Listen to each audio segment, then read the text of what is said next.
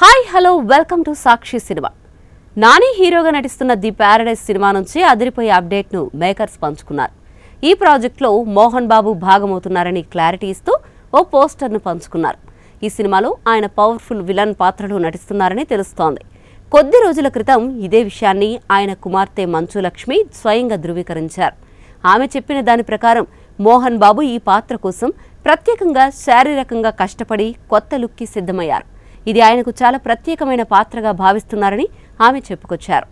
అయితే తాజాగా విడుదలైన ఫస్ట్ లుక్ చూస్తే ఆమె మాటలు నిజమనేలా ఉన్నాయి. ఒక ఏరియా డాన్గా మోహన్ బాబు చాలా పవర్ఫుల్గా కనిపిస్తున్నారు. కథ ప్రకారం హీరో నానితో మొదట శత్రుత్వం, తర్వాత మిత్రత్వం ఏర్పడేలా పాత్ర ఉండబోతోందని సమాచారం. ఈ సినిమా శ్రీకాంత్ వదిల దర్శకత్వంలో రూపొందుతోంది. నాని ప్రధాన పాత్రలో నటిస్తున్నారు.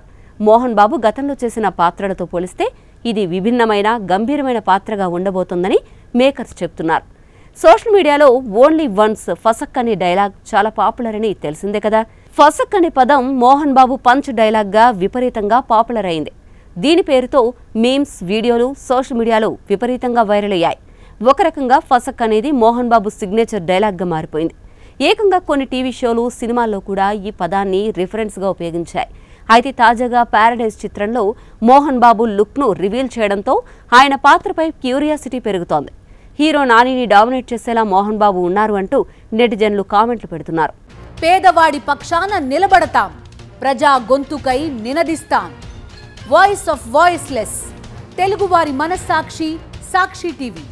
సాక్షి టీవీ ప్రసారాల కోసం మీ స్థానిక కేబుల్ ఆపరేటర్ని వెంటనే సంప్రదించండి.